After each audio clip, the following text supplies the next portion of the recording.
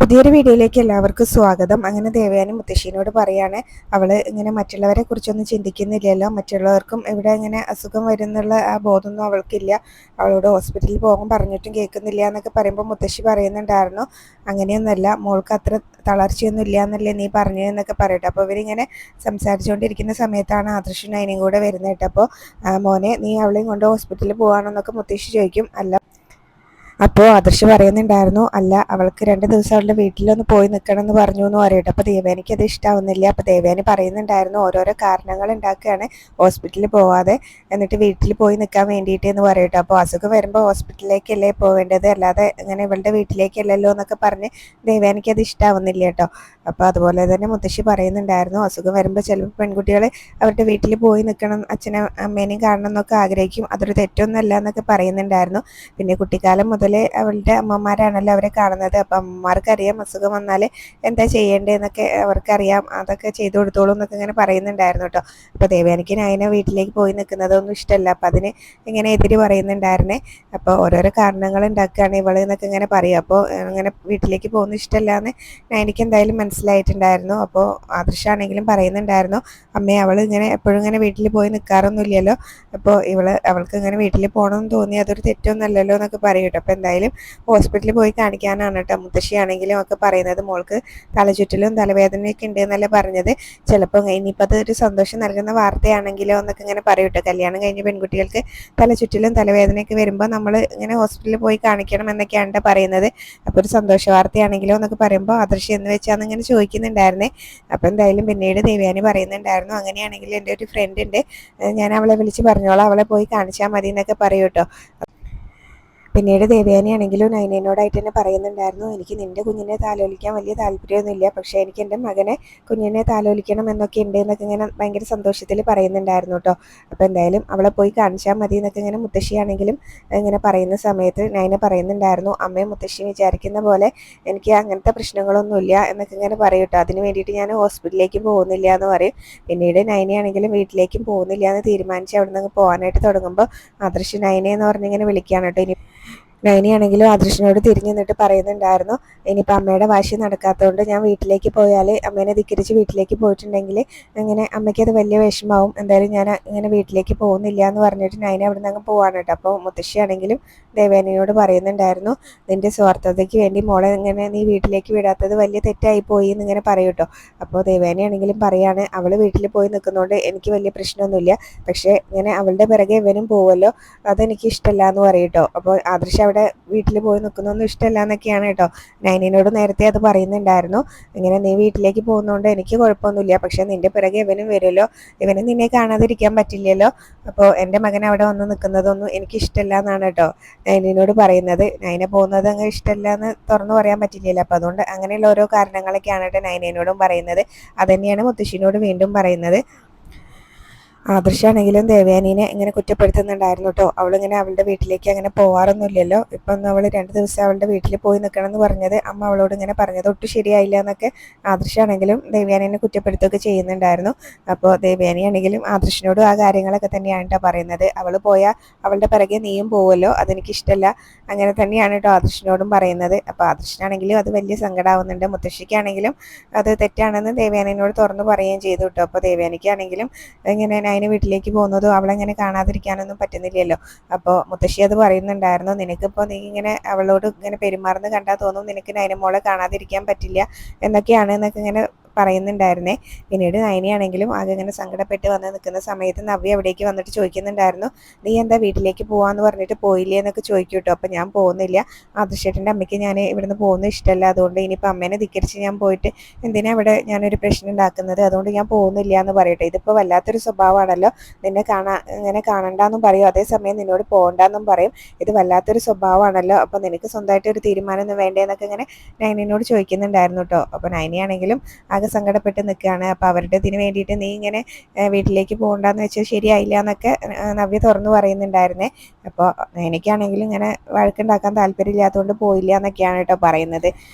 പിന്നെ നവ്യാണെങ്കിലും പറയുന്നുണ്ടായിരുന്നല്ലോ, ഒരു സമയത്ത് നിന്നെ കാണണ്ടെന്ന് പറയും, പിന്നെ നിന്നോട് പോകണ്ടെന്നും പറയും, അത് വല്ലാത്തൊരു സ്വഭാവമാണല്ലോ എന്ന് പറയുമ്പോൾ അതിൻ്റെ കാരണമാണ് ഇനി കണ്ടെത്തേണ്ടതെന്നൊക്കെ ഇങ്ങനെ അതിനെ മനസ്സിൽ ഓർക്കുന്നുണ്ടായിരുന്നേ. അപ്പോൾ നീ എന്താ ഈ ആലോചിച്ച് നിൽക്കുന്നതെന്നൊക്കെ ചോദിക്കുകയാണ്. അപ്പോൾ ഞാനിങ്ങനെ നമ്മുടെ വീട്ടിലേക്ക് പോയിട്ടുണ്ടെങ്കിൽ ആദർശേട്ടനും എൻ്റെ പിറകെ വരും എന്നൊക്കെയാണ് അമ്മ പറയുന്നത്, അത് അമ്മയ്ക്ക് ഇഷ്ടമല്ല, അതൊക്കെയാണ് പറയുന്നതെന്ന് പറയുന്ന സമയത്ത് ആദർശേട്ടൻ എന്നാൽ നിന്നെ 2 ദിവസം കാണാതിരിക്കാൻ പറ്റില്ലേ എന്നൊക്കെ ചോദിക്കുമ്പോൾ അതെനിക്കറിയില്ല, ഈ സാഹചര്യത്തിൽ ഒരു ദിവസം പോലും ആദർശേട്ടൻ എന്നെ കാണാതിരിക്കാൻ പറ്റുമെന്ന് എനിക്ക് തോന്നുന്നില്ല എന്നൊക്കെ പറയുമ്പോൾ നവിക്ക് അത് കേൾക്കുമ്പോൾ ഭയങ്കര സന്തോഷമാവുന്നുണ്ട് കേട്ടോ. അപ്പോൾ നവി പറയുന്നുണ്ടായിരുന്നു, ഒരു ഭാര്യ ഇങ്ങനെയൊക്കെ പറയുന്നത് ഒരു വലിയ കാര്യം തന്നെയാണ്, നമ്മുടെ ഭർത്താക്കന്മാർ ഇങ്ങനെ നമ്മളെ പ്രസൻസ് ഇങ്ങനെ ആഗ്രഹിക്കുന്നുണ്ടെന്ന് നമുക്ക് മനസ്സിലായാൽ അത് വലിയൊരു സന്തോഷമല്ലേ, എനിക്ക് കിട്ടാത്ത ഭാഗ്യം അത് തന്നെയാണ്, ഞാൻ എൻ്റെ വീട്ടിൽ പോയി നിന്നിട്ടുണ്ടെങ്കിൽ എന്നും അവിടെ നിന്നോട്ടെ എന്ന് അഭി കരുതുള്ളൂ എന്നൊക്കെ പറയും കേട്ടോ.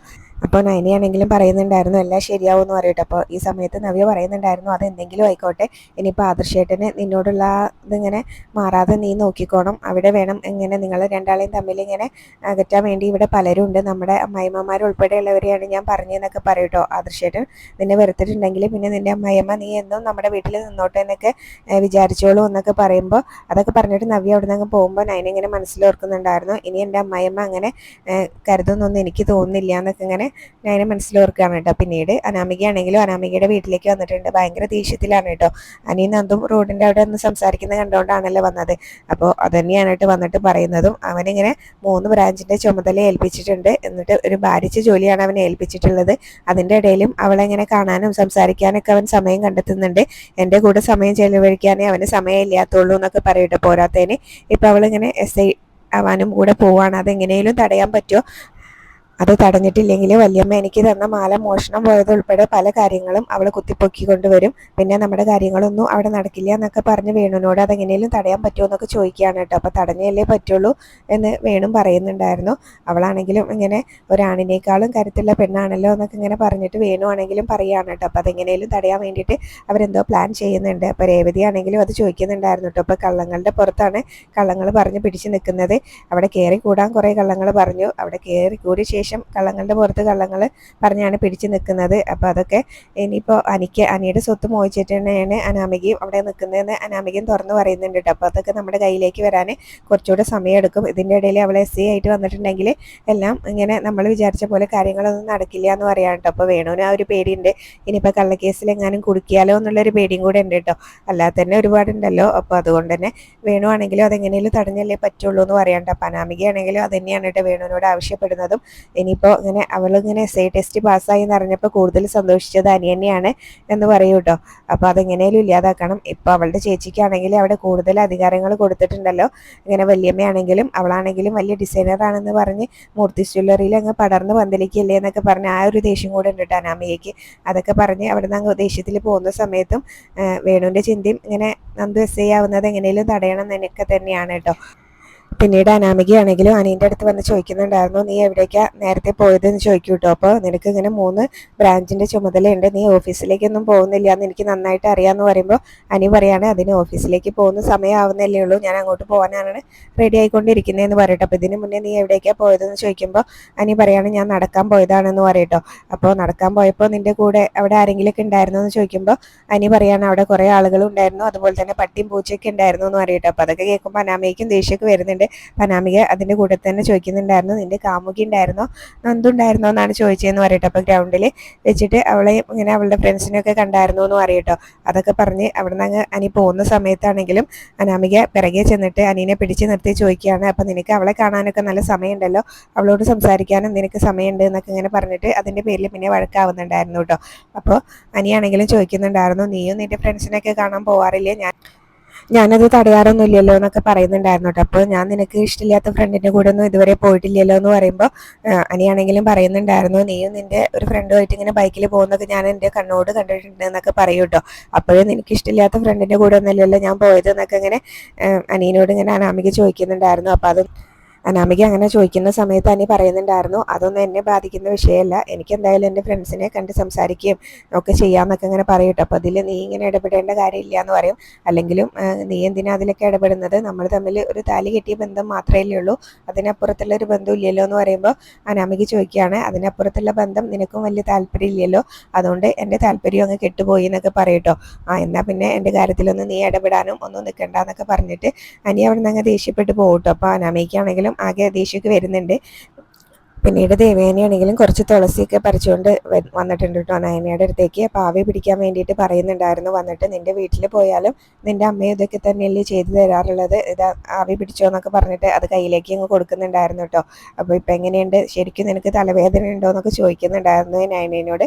അപ്പോൾ ഇപ്പോൾ കുറവുണ്ടെന്ന് പറയുമ്പോൾ എന്നാൽ പിന്നെ ആവി കൂടെ പിടിച്ചിട്ടുണ്ടെങ്കിൽ അത് പൂർണ്ണമായിട്ട് അങ്ങ് മാറിക്കോളും എന്നൊക്കെ പറയുകയാണ്. പിന്നീട് നയനയുടെ അടുത്ത് ഇരുന്നിട്ടാണെങ്കിൽ നയനയുടെ നെറ്റിയിലൊക്കെ തൊട്ട് നോക്കുന്നുണ്ടായിരുന്നു കേട്ടോ. അപ്പോൾ അങ്ങനെ പുറത്തേക്ക് ചൂടൊന്നുമില്ല, ചിലപ്പോൾ ഉള്ളിലായിരിക്കും പനി, അതുകൊണ്ടായിരിക്കും എന്നൊക്കെ ഇങ്ങനെ പറയട്ടെ. അപ്പോൾ അതും എനിക്കും അങ്ങനെയാണ് തോന്നുന്നതെന്നൊക്കെ നയനയും പറയുകയാണ്. ഇനിയിപ്പോൾ ഇങ്ങനെ ആവി പിടിച്ചിട്ട് ഒന്നും മാറുന്നില്ലെങ്കിൽ ഇങ്ങനെ ആദർശിനെ കൊണ്ട് ഹോസ്പിറ്റലിൽ പോകണം എന്നൊക്കെ ഇങ്ങനെ പറയുന്നുണ്ടായിരുന്നു കേട്ടോ. അപ്പോൾ ശരി എന്നൊക്കെ നയനയാണെങ്കിൽ സമ്മതിക്കുകയാണ്. പിന്നീട് നയനയോട് ചോദിക്കുന്നുണ്ടായിരുന്നു, ഇപ്പോൾ ഈ ചൂടത്ത് നീ തണുത്തത് വല്ലതും കുടിച്ചായിരുന്നോ, അങ്ങനെയാണെങ്കിൽ തൊണ്ടവേദനയും ഒക്കെ വരാനുള്ള സാധ്യതയുണ്ട്, പുറത്ത് നല്ല ചൂടല്ലേ, അതുപോലെ പുറത്തേക്കൊന്നും ഇറങ്ങണ്ട എന്നൊക്കെ ഇങ്ങനെ നയനയോട് പറയുകയാണ് കേട്ടോ. അപ്പോൾ എന്തായാലും ഇനിയും മാറിയിട്ടില്ലെങ്കിൽ ഹോസ്പിറ്റലിൽ പോകണം എന്നൊക്കെ ഇങ്ങനെ പറയുമ്പോൾ നയനി അത് സമ്മതിക്കുന്നുണ്ടായിരുന്നു. അപ്പോൾ നയനിക്കാണെങ്കിലും ദേവയാനി പറയുന്നതും ഒക്കെ ഇങ്ങനെ സ്നേഹത്തോടു കൂടിയാണ് ഓരോന്നും പറയുന്നത്. അപ്പോൾ അതൊക്കെ ഇങ്ങനെ നയനെ ശ്രദ്ധിക്കുന്നുണ്ടായിരുന്നേ. നയനിക്കും ഭയങ്കര സന്തോഷമാവുന്നുണ്ട്. പിന്നീട് നയനിനോട് ആവിയൊക്കെ പിടിക്കാൻ പറഞ്ഞിട്ട് ദേവയാനി അവിടെ നിന്ന് പോകുന്നുണ്ട്. പോകാനായിട്ട് തുടങ്ങിയിട്ട് പിന്നെ ഇങ്ങനെ തിരിഞ്ഞു നിന്നിട്ട് പറയുന്നുണ്ടായിരുന്നു, ഇനിയിപ്പോൾ എന്തെങ്കിലും അസ്വസ്ഥത ഉണ്ടെങ്കിൽ ഇങ്ങനെ ആദർശിനെ വിളിച്ച് ഇങ്ങനെ ബുദ്ധിമുട്ടിക്കൊന്നും വേണ്ട, എന്നോട് പറഞ്ഞാൽ മതി, ഞാൻ തന്നെ നിന്നെ ഹോസ്പിറ്റലിൽ കൊണ്ടുപോയിക്കോളാം, ഇനിയിപ്പോൾ ആദർശിനെ വിളിച്ച് ബുദ്ധിമുട്ടിപ്പിക്കാൻ നിൽക്കണ്ട, എനിക്ക് കുറച്ച് ബുദ്ധിമുട്ടായാലും കുഴപ്പമൊന്നുമില്ല എന്നൊക്കെ ഇങ്ങനെ പറഞ്ഞിട്ട് ദേവയാനി അവിടെ നിന്ന് പോകും കേട്ടോ. നയനയ്ക്കാണെങ്കിലും ദേവയാനി അങ്ങനെയൊക്കെ പറയുന്നതിന് ഭയങ്കര സന്തോഷമാണ് കേട്ടോ. അപ്പോൾ ഒരു ചിരിയോടുകൂടി ഇങ്ങനെ ഇരിക്കുകയാണ് നയനയാണെങ്കിലും. പിന്നീട് റോഡരികിൽ ഒരു പെൺകുട്ടി അതുപോലെ തന്നെ ഒരു പയ്യനും കൂടെ നിന്നിട്ട് ഇങ്ങനെ സംസാരിക്കുകയാണ് കേട്ടോ. അപ്പോൾ അവളിപ്പോൾ വരും, അപ്പോൾ അവൾ വരുന്ന സമയത്ത് നീ ഞാൻ പറഞ്ഞ പോലെ അങ്ങ് ചെയ്താൽ മതി എന്നൊക്കെ പറഞ്ഞിട്ട് രണ്ടും കൂടെ എന്തോ പ്ലാൻ ചെയ്യുന്നുണ്ടായിരുന്നേ. ഈ സമയത്താണ് നന്ദു അവിടേക്ക് വരുന്നത്. അപ്പോൾ ആ പെൺകുട്ടിയാണെങ്കിലും ഇങ്ങനെ നടന്ന് കുറച്ച് മുന്നോട്ട് വരുമ്പോൾ ആ പയ്യനാണെങ്കിലും ബൈക്കിൽ വന്നിട്ട് ആ പെൺകുട്ടീനെ ഇങ്ങനെ തലമുടിക്ക് കുത്തിപ്പിടിക്കും, ഇങ്ങനെ ഓരോന്നും ഇങ്ങനെ വേണ്ടാത്തൊക്കെ പറയുകയൊക്കെ ചെയ്യുന്നുണ്ടായിരുന്നു കേട്ടോ. അപ്പോൾ നന്ദു ഇത് ശ്രദ്ധിക്കുന്നുണ്ടായിരുന്നു. അപ്പോൾ നന്ദു സൈഡിൽ ഇങ്ങനെ വണ്ടി ഒതുക്കി വെച്ചിട്ട് അങ്ങോട്ട് വന്നിട്ട് ആ പയ്യനിട്ട് നല്ലോണം കൊടുക്കുന്നുണ്ട് കേട്ടോ.